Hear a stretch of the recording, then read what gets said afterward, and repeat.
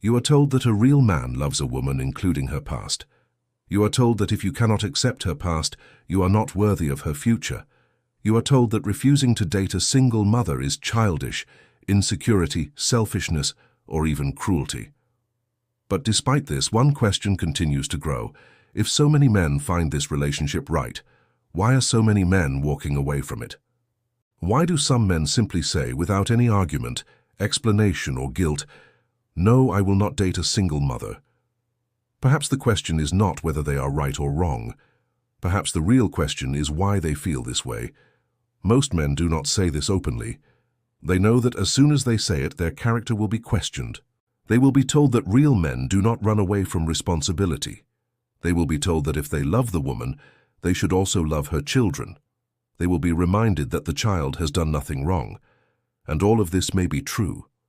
But there is another question that people often do not want to ask. What will happen to the life of the man who enters this relationship? What will be expected of him? What will he give? And what will he actually receive in return? Because when a man enters a relationship with a single mother, he does not enter only a woman's life. He enters a story that is already in progress. That story has a past, a child, an ex-partner, old memories, old wounds, sometimes legal arrangements, and relationships that were not created by that man. Yet, gradually, he is expected to become part of that story. He will give his time. He will give money. He will provide emotional support. He will be present in the child's life. He will stand there during difficult times. But one question remains. If the responsibility is mine, how much authority do I have? This is where many men feel the real tension for the first time. In the beginning, everything seems easy. The woman is good, she is attractive. There is an emotional connection. She tells him her story. She tells him that the child's father is not around or is rarely present. The man thinks, I can handle this. He feels that perhaps this is an opportunity to prove that he is different from other men. He moves forward. He pays for dinner. He helps. Gradually, he meets the child. He helps with small things around the house. And in the beginning, he even receives respect for it. You are a very good man. Most men would not do this much. But roles in relationships often do not change in one day. They change gradually. At first, you are helping. Then you are expected to help. At first, you are doing something for the child. Then it becomes part of your responsibility. At first, you only listen. Then you are expected to provide solutions. At first, you are an outsider. Then you are expected to behave like a member of the family. And this is where the most difficult contradiction arises. You may be expected to take on father-like responsibility, but you may not necessarily receive father-like authority. If the child does not listen to you, how strict can you be? If you want to set a boundary, will that boundary be respected?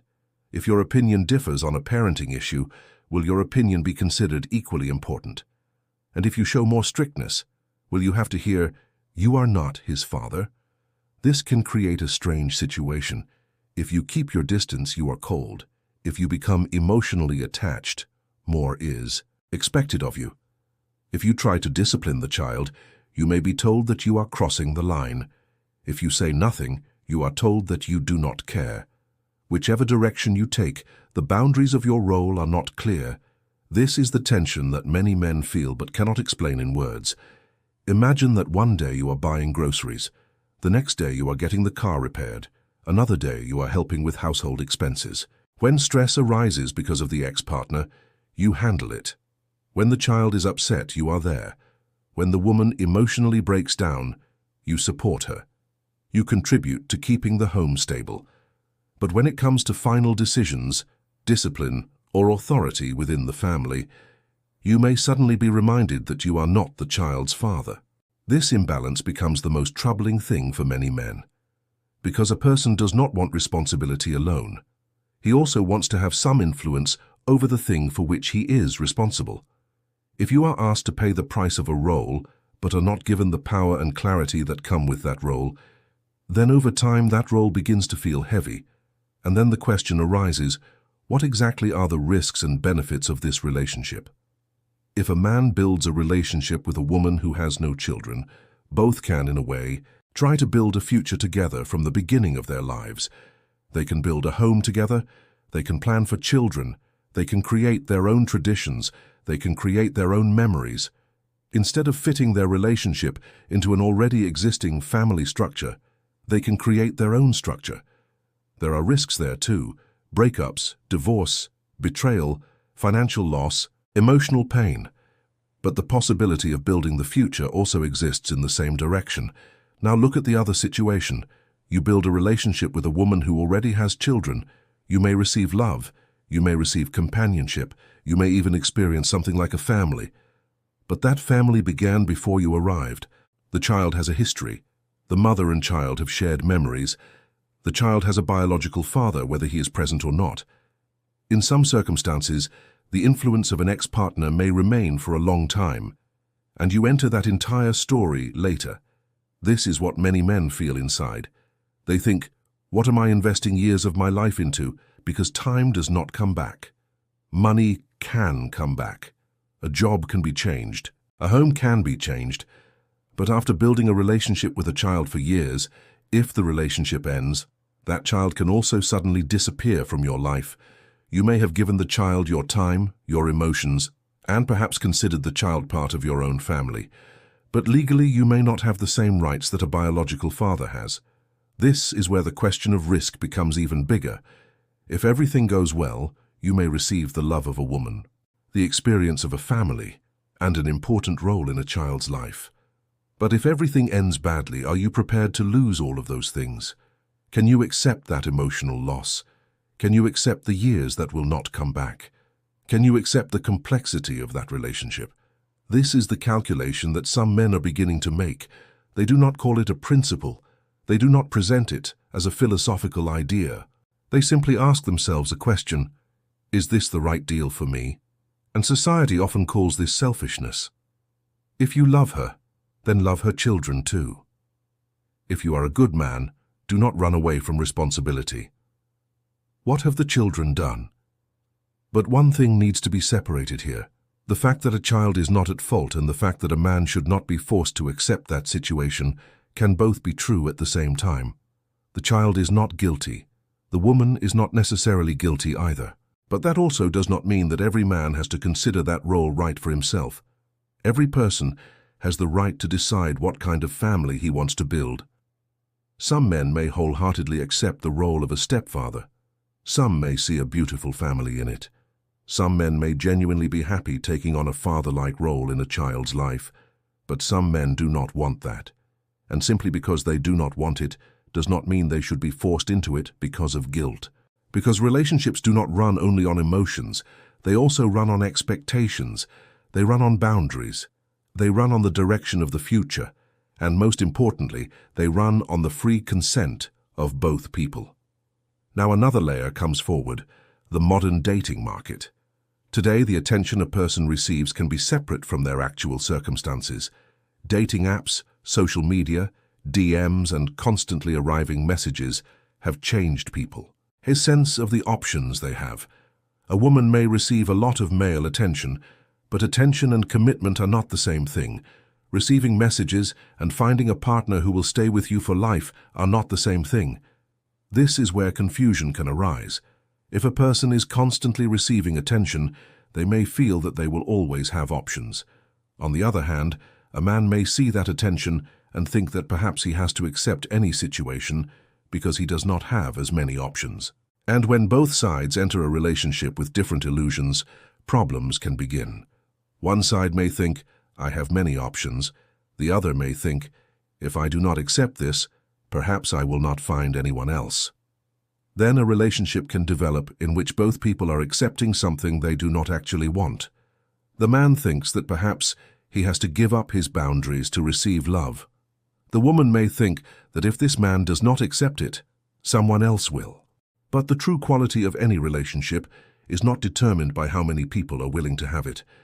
It is determined by what both people bring into it and what they are willing to accept.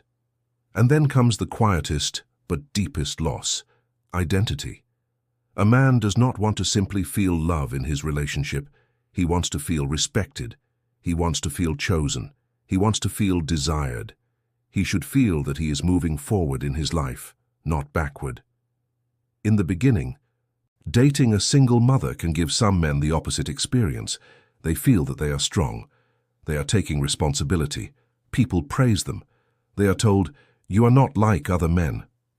This praise feels good. It can make a man feel special. But praise and real satisfaction are not the same thing. After some time, small things begin to appear. You are not in the old family pictures. You have no place in the child's old memories. There are experiences between the mother and child in which you were never present. The ex-partner's name sometimes returns in conversations, and you may repeatedly have to remind yourself that all of this belongs to a time when you were not there. Then comes the question of discipline. You tell the child, "This is not right." The child does not listen to you. The woman says, "Leave it. He is a child." You feel that your words have been undermined. Gradually, you start thinking before speaking. Then you start feeling afraid before speaking. Then you stop saying certain things altogether. You give up your boundaries to maintain peace.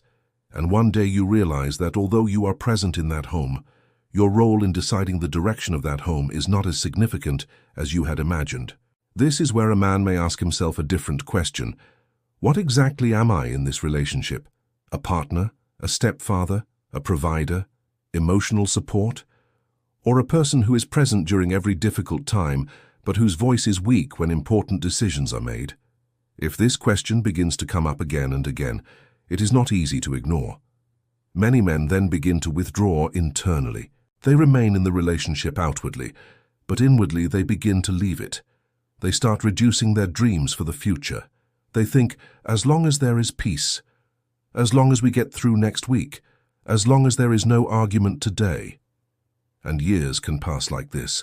A man who once wanted to build his own home, have his own children, create his own identity and legacy, can gradually become a supporting character in someone else's already established story.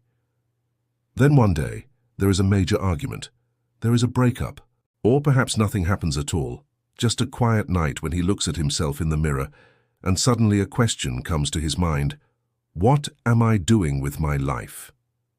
This is the moment when many men realize that the real problem was not that the woman was a single mother. The real question was whether he was ready for the role he was entering, because not every relationship is right. Not every relationship is wrong either. The question is whether it is right for you. You do not leave a situation because the whole world says it is bad. You leave because you realize that it does not align with your life, your priorities, and your future. And this is a personal boundary. You do not need to hate a woman. You do not need to insult her past. You do not need to blame her children.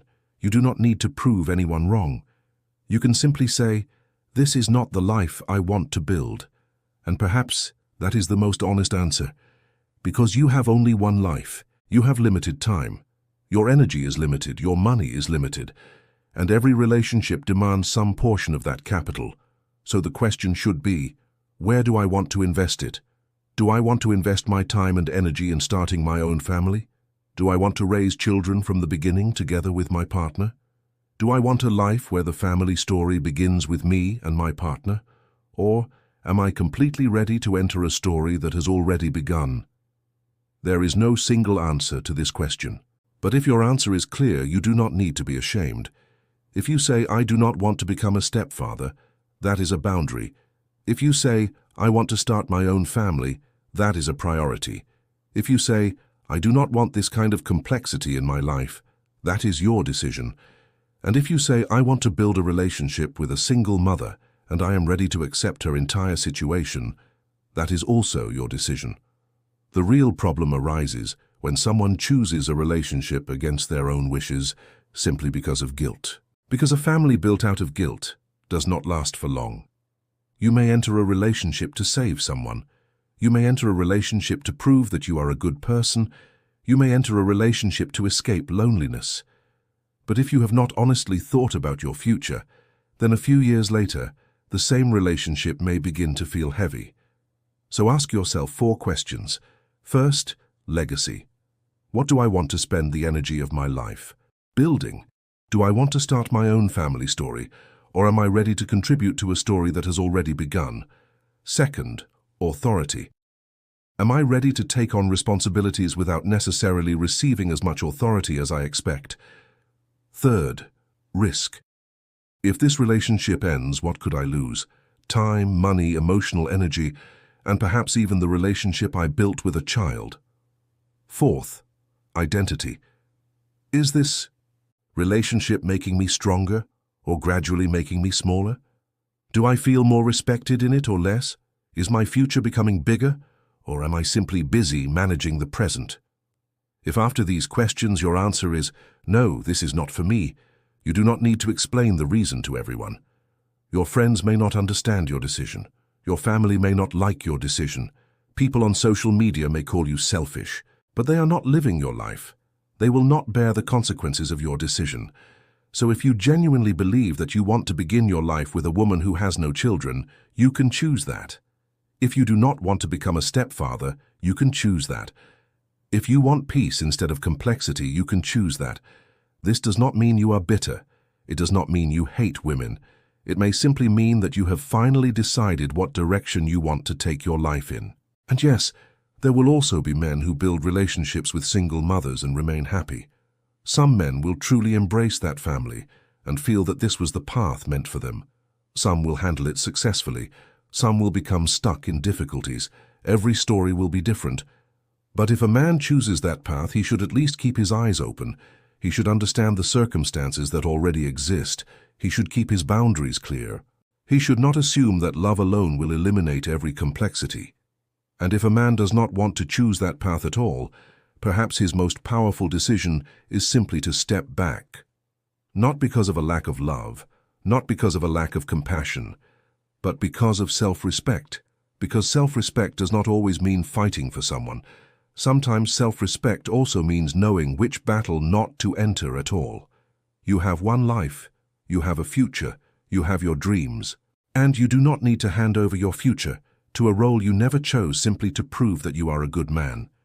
In the end, the question is not whether dating a single mother is good or bad.